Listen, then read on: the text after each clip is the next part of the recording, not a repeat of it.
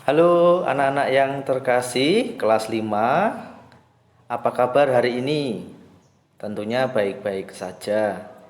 Hari ini kita akan belajar pendidikan agama Katolik dengan materi yang ketiga, yaitu perempuan dan laki-laki saling melengkapi. Nah, agar proses kegiatan pembelajaran kita hari ini dapat berjalan dengan baik, maka kita awali dengan berdoa.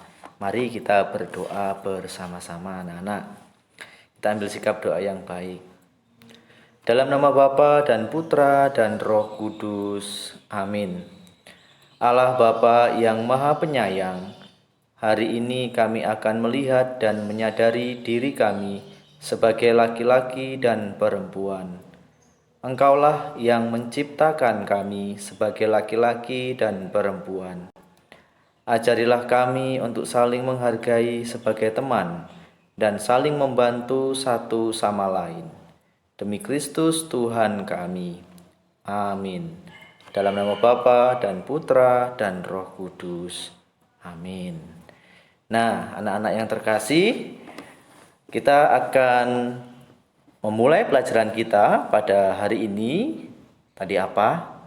Temanya atau materinya? Perempuan dan laki-laki saling melengkapi. Nah, anak-anak, Bapak ada satu pertanyaan deh. Pasti kalian bisa menjawab ya. Pertanyaannya gini anak-anak. Seandainya di dunia ini hanya dihuni perempuan atau laki-laki saja, apa yang terjadi? Nah, kira-kira kalau di dunia ini hanya dihuni perempuan atau laki-laki saja, apa yang terjadi? Pasti bisa jawab kalian. Bagus. Nah, anak-anak, dunia ini diciptakan Tuhan dengan sangat baik dan mengagumkan. Ingat, berarti dunia ini diciptakan Tuhan dengan baik ya anak-anak ya. Manusia laki-laki dan perempuan diciptakan Tuhan untuk saling melengkapi. Nah, ini manusia laki-laki dan perempuan diciptakan Tuhan untuk saling melengkapi. Nah, anak-anak yang terkasih, jika dunia ini hanya dihuni oleh laki-laki atau perempuan saja, maka rencana Tuhan yang indah tidak akan terpenuhi. Nah, itu tadi ya, pertanyaan di atas tadi, seandainya di dunia ini hanya dihuni perempuan atau laki-laki saja, berarti rencana Tuhan yang indah itu tidak akan terpenuhi. Nah, manusia laki-laki dan perempuan harus bekerja sama untuk saling melengkapi dan menyempurnakan. Saling melengkapi dan menyempurnakan. Nah, anak-anak, ada beberapa pertanyaan ini. Apakah perbedaan yang paling mencolok antara kelompok laki-laki dan perempuan? Baik peranan maupun pekerjaan yang disukai. Jelas kalian sudah tahu ini semua. Yang paling mencolok bahkan peranan maupun pekerjaan yang disukai. Apakah ada kesamaan pemilihan tugas dan pekerjaan antara laki-laki dan perempuan? Nah, yang ketiga, mengapa ada kesamaan pemilihan tugas dan pekerjaan antara laki-laki dan perempuan? Nah, mari kita lihat anak-anak ya. Mari kita lihat bersama-sama di sini. Nah, di dalam masyarakat kita dapat melihat laki-laki dan perempuan dengan bermacam-macam tugas atau pekerjaan. Kita bisa lihat laki-laki ada yang bertugas sebagai sopir, ada yang bertugas sebagai tukang ojek dan lain sebagainya. Pekerjaannya itu, bahkan perempuan juga ada yang jualan di pasar, ada yang masak dan lain sebagainya. Kalian sudah tahu semua itu. Nah, tugas serta pekerjaan kaum laki-laki dan perempuan sangat dipengaruhi oleh keadaan fisik. Jadi keadaan fisiknya itu sangat mempengaruhi. Oleh karena kondisi fisiknya, laki-laki cenderung memilih pekerjaan dan peranan yang agak keras, yang membutuhkan tenaga, yang membutuhkan otot. Nah, fisik ya. Jadi laki-laki biasanya peranannya itu agak keras, artinya membutuhkan tenaga yang kuat. Sebaliknya kalau perempuan, anak-anak ya, kalau perempuan itu kalau sesuai dengan fisiknya ya perempuan kan halus, lembut, dan lemah gemulai, sering memilih jenis pekerjaan yang lebih halus. Ya, misalnya apa? Misalnya yaitu tadi mengurusin di rumah dan lain sebagainya. Nah, tapi anak-anak yang terkasih, kita lihat bersama di sini. Dengan perkembangan zaman dan kesetaraan antara laki-laki dan perempuan, maka ada pekerjaan dan peranan yang disukai oleh laki-laki dan juga disukai oleh perempuan. Nah, yang tadi di atas yang mengatakan laki-laki itu bekerja dengan tenaga yang kuat, sedangkan perempuan yang lembut, halus. Nah, zaman sekarang ini itu tidak demikian anak-anak. Jadi laki-laki juga menyukai pekerjaan perempuan, begitu juga dengan sebaliknya. Misalnya kita lihat anak-anak ya, perempuan menjadi sopir, ada sekarang perempuan yang jadi sopir, tukang Gojek atau Grab itu juga banyak seorang perempuan. Tukang batu, tukang bangunan, demikian juga dengan laki-laki. Nah, laki-laki juga ada yang jadi perawat, banyak itu di rumah sakit itu yang laki-laki yang jadi perawat. Terus ada juru masak, koki, lihat banyak sekarang laki-laki itu yang menjadi chef atau koki. Mencuci pakaian, ya mencuci pakaian dan mengasuh bayi. Itu juga dilakukan oleh seorang laki-laki. Nah, itu anak-anak. Nah, berikutnya anak-anak, mari kita mendengar atau menyimak sebuah kitab Kejadian bab 2 ayat 8 sampai 24. Manusia dan Taman Eden. Nah, anak-anak yang terkasih, mari kita coba dengarkan sabda Tuhan ini ya. Setelah menciptakan manusia pertama, Tuhan menciptakan sebuah taman di Eden. Tuhan menumbuhkan banyak pohon yang dapat dimakan buahnya. Dan di tengah taman tumbuhlah sebatang pohon yang menarik dan indah, yang dinamakan pohon kehidupan, yang memiliki pengetahuan baik dan jahat. Taman itu dialiri 4 sungai yang besar untuk membasahi seluruh taman itu. Yang pertama bernama Sungai Pison, kedua Sungai Gihon, ketiga Sungai Tigris, dan keempat Sungai Efrat. Lalu Tuhan menempatkan manusia yang pertama di taman itu. Oleh Tuhan, ia diberi tugas untuk menguasai dan memelihara taman itu. Namun kemudian Tuhan berpikir bahwa tidak baik kalau manusia itu seorang diri saja.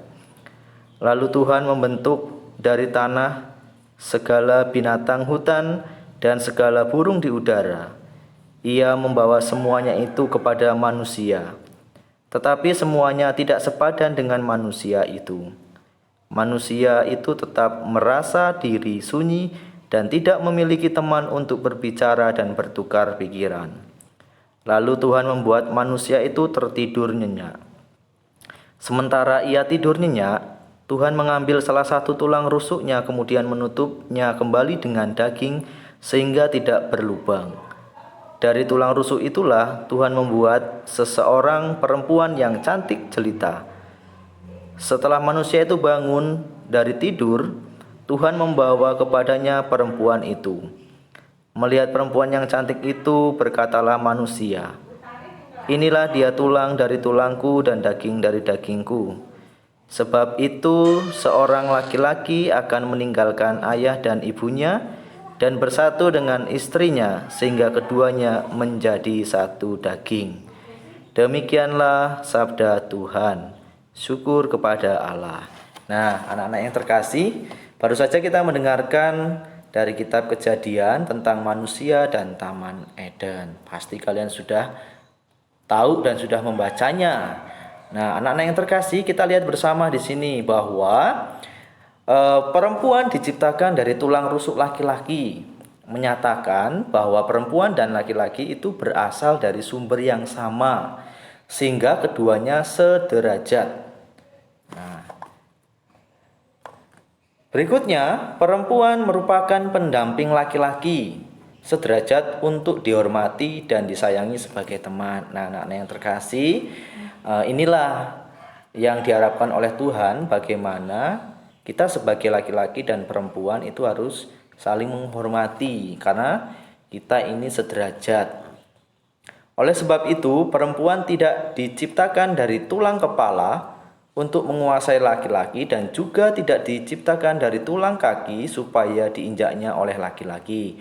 Nah, ini jadi perempuan itu diciptakan dari tulang rusuk, bukan tulang kepala atau tulang kaki, dengan alasan bahwa kalau tulang kepala itu untuk menguasai laki-laki, sedangkan tulang kaki supaya diinjak oleh laki-laki. Sebagai teman, laki-laki dan perempuan dapat saling menghargai, menghormati, dan saling membantu dalam suka maupun duka. Nah, ini anak-anak ya, kita sebagai perempuan dan laki-laki harus saling membantu, baik suka maupun dalam duka. Nah, antara laki-laki dan perempuan, selain terdapat banyak persamaan, terdapat pula perbedaan yang menarik. Laki-laki dan perempuan memiliki kekhasan masing-masing. Ya, di pertemuan pertama itu juga sudah kalian ketahui, yaitu perbedaannya atau kekhasannya masing-masing. Selain perbedaan jasmani, terdapat pula perbedaan kemampuan pembawaan dan sifat-sifat. Ini juga sudah dijelaskan di tema yang pertama atau materi yang pertama. Nah, anak-anak, kita lihat lagi. Perbedaan itu tidak menyebabkan laki-laki dan perempuan saling bertolak belakang. Nah, meskipun berbeda atau ada perbedaannya, tetapi tidak menyebabkan antara laki-laki dan perempuan saling bertolak belakang, tetapi justru saling mengisi dan melengkapi. Nah, oleh sebab itu, antara laki-laki dan perempuan hendaklah saling menghormati dan mencintai. Nah, di sini diharapkan laki-laki dan perempuan itu harus saling menghormati, menghargai satu sama lain. Nah, hal ini terkait dengan kedudukan perempuan. Nah, kita lihat, kita juga dilahirkan dari seorang ibu yang melahirkan kita.